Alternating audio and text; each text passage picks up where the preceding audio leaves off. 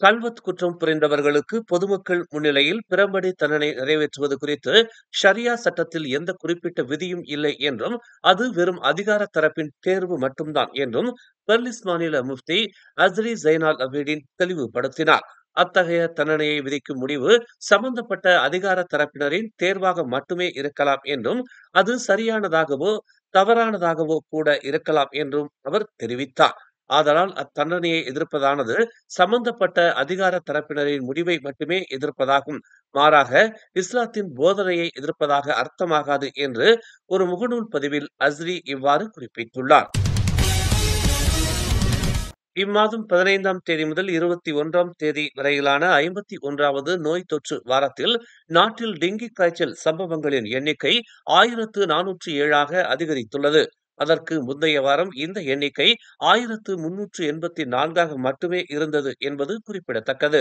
நாட்டில் நடப்பு டெங்கி நிலவரங்கள் குறித்து விவரித்த சுகாதாரத்துறை தலைமை இயக்குநர் டாக்டர் முகமது ராட்சி அபு ஹசான், இக்காலகட்டத்தில் இந்நோய் தொடர்புடைய 2 மரணச் சம்பவங்கள் பதிவாகி உள்ளதாக குறிப்பிட்டார்.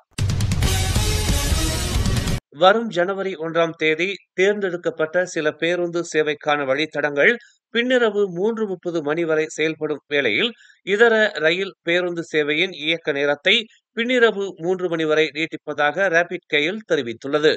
2025ஆம் ஆண்டை வரவேற்கும் கொண்டாட்டத்தில் நகர்ப்புற வாசிகள் பங்கேற்பதை உறுதி செய்வதே இதன் நோக்கம் என்று நேற்று வெளியிட்ட ஒரு அறிக்கையில் பிரசாரணா மலேசியா தெரிவித்துள்ளது.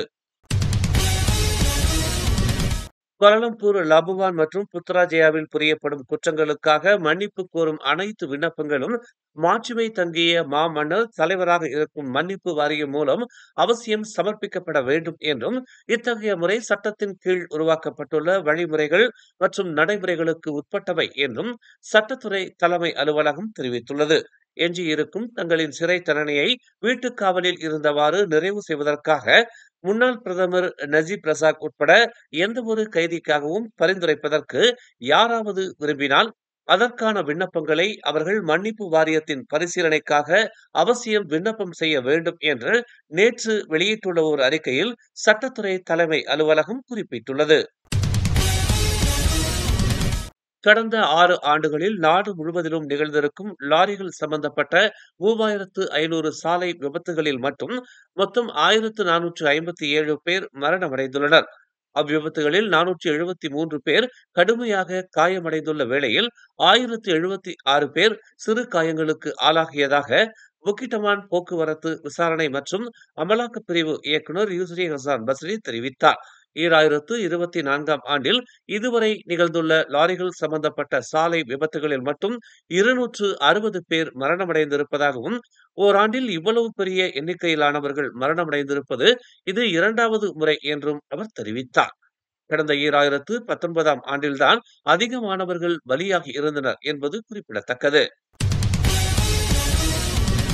பொருள் பட்டுவாடா சரக்கு விநியோக நிறுவனத்திற்கு சொந்தமான கொள்கலன் லாரி ஒன்று நேற்று காலை 6:45 மணியளவில் ஜலான் குவாந்தான் கோலாலம்பூர் சாலையின் 74வது கிலோமீட்டரில் மாரான் அருகே தடம் புரண்டது. இந்த விபத்தில் யாருக்கும் காயம் எதுவும் ஏற்படவில்லை என்றும் வாகனத்திற்கு மட்டுமே சேதம் ஏற்பட்டதாகவும் தெரிவிக்கப்பட்டுள்ளது. இந்த விபத்தின் காரணமாக மாரானில் இருந்து குவாந்தான் நோக்கி செல்லும் சாலை தற்காலிகமாக மூட வேண்டிய நிர்பந்தம் ஏற்பட்டதாகவும் தெரிவிக்கப்பட்டுள்ளது. மேலும் செய்திகளை தெரிந்து கொள்ள தமிழ் மலர் நாளிதழை பாருங்கள். உடனுக்குடன் செய்திகளை தெரிந்து கொள்ள தமிழ் மலர் இணையதளம், தமிழ் மலர் செயலி மற்றும் மலர் டிவி யூடியூப் சேனலை வலம் வாருங்கள்.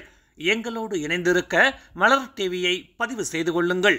உறவுகள் மகிழ்ந்திட விருப்பம் மற்றும் பகிர்வு சேவையை சொடுக்கிடுங்கள்.